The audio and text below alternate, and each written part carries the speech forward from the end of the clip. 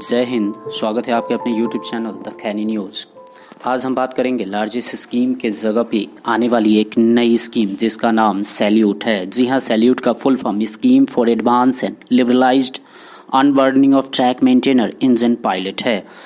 आप अगर मेरे YouTube चैनल को कंटिन्यू देखते हैं तो आपको बहुत पहले मालूम होगा कि लार्जेस्ट स्कीम के तर्ज पे एक नई स्कीम आने वाली है, क्योंकि मेरे YouTube चैनल के माध्यम से भारतीय रेल के मान्यता प्राप्त दोनों फेडरेशन के महामंत्री और संबंधित पदाधिकारी ने ये दावा किया था कि हम लोग रेल मंत्रालय रेलवे बोर्ड से लार्जेस्ट स्कीम के जगह पे एक नई योजना चलाने की डिमांड कर रहे हैं, जो संभवतः वो नई योजना सैल्यूट ही है। क्योंकि भारत सरकार रेल मंत्रालय और रेलवे बोर्ड की तरफ से एक लेटर जारी किया गया है भारतीय रेल के मान्यता प्राप्त दोनों फेडरेशन के पास, the general secretary ARF, the general secretary NFIR, और इनसे सैल्यूट स्कीम से संबंधित सुझाव और कमेंट मांगा है और एक टाइम पीरियड भी लॉक कर दिया है। 15 दिन के अंदर इस लेटर को कंप्लीट करके इम्प्लीमेंट भी करवाना है। तो हम अभी आपको बता रहे हैं कि इस लेटर में क्या लिखा हुआ है, विस्तार से बताते हैं। उसके बाद फेडरेशन के रुख के बारे में भी हम कुछ विस्तार से चर्चा करेंगे। तो इस लेटर में जो सब्जेक्ट है वो सब्जेक्ट ये कह रहा है कि एक नई सुरक्षा संबंधी सेवानिवृत्त योजना के गठन के लिए एक समिति की सिफारिशों पे विचार करना। जी हाँ, साथ ही साथ इसमें ये लिखा हुआ है कि लार्जेस्ट स्कीम को टर्मिनेट करने की बात चल रही है, टर्मिनेट किया जाए। माननीय रेल मंत्री के निर्देश के अनुसार संवैधानिक प्रावधानों के भीतर इस लेटर में कॉन्स्टिट्यूशनल प्रोविजन पे विशेष ध्यान दिया गया है, क्योंकि आपको मालूम है कि लार्जेस्ट स्कीम कोर्ट में चला गया था, जिसके कारण एडमिनिस्ट्रेशन और रेल एम्प्लॉई और साथ ही साथ आश्रितों और उसके साथ साथ यूनियन के कर्मचारियों, यूनियन के पदाधिकारियों को भी काफ़ी परेशानियों का सामना झेलना पड़ा था। बल्कि आप ये कह सकते हैं अभी भी सभी लोग काफ़ी परेशान है।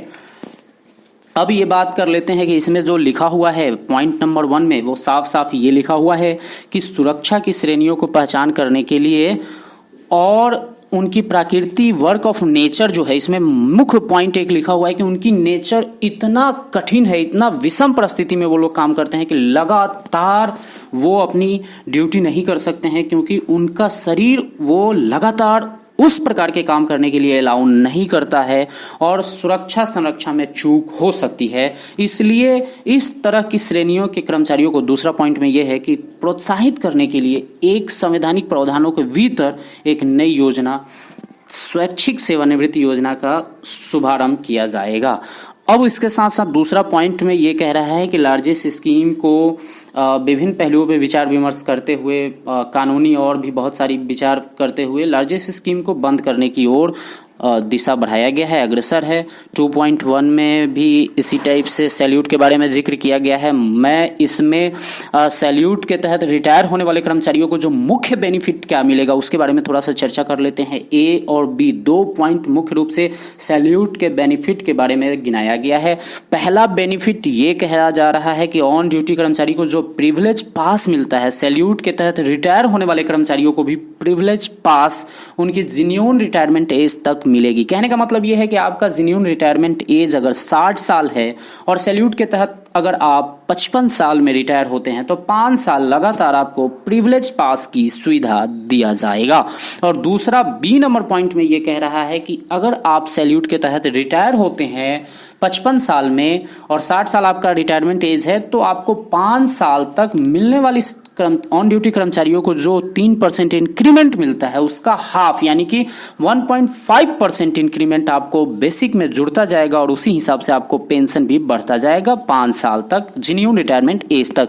ये मुख्य रूप से 3% का हाफ यानी कि 1.5%। अब इस योजना में कौन कौन शामिल है उसके बारे में थोड़ा सा हम चर्चा कर लेते हैं। इसमें ओपन लाइन कर्मचारी, ट्रैक मेंटेनर जो है ओपन लाइन में काम करते हैं, सिर्फ वो शामिल होंगे। वैसे लोग जो लाइन से संबंधित नहीं है लेकिन ट्रैक मेंटेनर हैं उनको शामिल नहीं किया जाएगा। और दूसरा, वही लोको पायलट को शामिल किया जाएगा जो कि रनिंग ड्यूटी करते हैं। कहने का मतलब ये है कि चाहे वो गुड्स ट्रेन चलाएं, पैसेंजर चलाएं, मेल एक्सप्रेस कुछ भी चलाएं, संटिंग वगैरह वाले को इंक्लूड इसमें नहीं किया जा रहा है। तो मुख्य रूप से ये लेटर में कहीं भी वार्ड यानी कि आश्रितों को जॉब देने की बात नहीं कही गई है। लेकिन एक बात ये जरूर है कि ये लेटर अभी कंप्लीट नहीं है, ये दोनों मान्यता प्राप्त फेडरेशन के पास गया है, ये वो लोग क्या सुझाव देते हैं। यानी कि आप ये कह सकते हैं लाखों लाख कर्मचारियों का भविष्य अब दोनों महारथियों के कंधे पे होगा। वो किस प्रकार से सरकार के साथ डील करते हैं वो अब बहुत ही इम्पोर्टेंट हो जाती है। वो सरकार को वार्ड को नौकरी देने में मना लेते हैं या फिर ऐसे ही इस लेटर को एक्सेप्ट कर लेते हैं, ये सब भविष्य की बातें हैं। लेकिन इस लेटर में एक जो पॉइंट है वो ये जरूर दिया गया है कि जिनकी जो नौकरी की जो नेचर होता है वो काफ़ी हार्ड होता है और उनकी मानसिक और शारीरिक क्षमता ऐसा नहीं होता है, उन पे बोझ पड़ता है, वो लगातार ड्यूटी नहीं कर पाते हैं, तो उन पे एक पॉइंट ये स्ट्रांग है कि वैसे भी सरकारी कर्मचारी जब एक एज में जाते हैं, उनका जब बच्चा बड़ा हो जाता है तो उनकी भविष्य के लिए उनको सबसे ज़्यादा चिंता होती है और मानसिक तनाव में होते हैं। अगर सरकार उनके बच्चों को नौकरी की प्रोविज़न दे देता है तो उनकी चिंता वैसे भी दूर हो जाएगी और वो ईमानदारी पूर्वक और बिना तनाव के ड्यूटी हार्ड से हार्ड भी कर सकते हैं।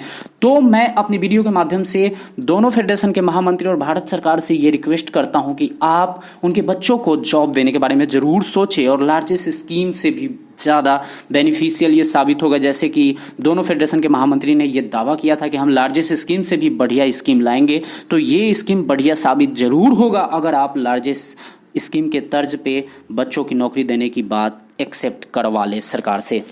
अब हम बात करते हैं कि ये काफ़ी इंपॉर्टेंट हो जाता है। अब ये सारे सवालों का जवाब आपको भविष्य में हम अवश्य देंगे कि दोनों फेडरेशन के महामंत्रियों ने क्या जवाब दिया। लेकिन उसके पहले मैं आपसे ये रिक्वेस्ट करता हूँ, इस वीडियो में इतना ही। अगर वीडियो पसंद आया तो लाइक कीजिए, मेरे चैनल को सब्सक्राइब कीजिए और वीडियो को अपने दोस्तों के बीच शेयर अवश्य कीजिए। साथ ही साथ आप अपना ख्याल रखिए, अपने परिवार का ख्याल रखिए, कोरोना वायरस से बच के रहिए, बचा के रखिए सबको और ईमानदारी पूर्वक ड्यूटी करते रहिए। टेक केयर, मिलते हैं अगले वीडियो में। जय हिंद, जय भारत।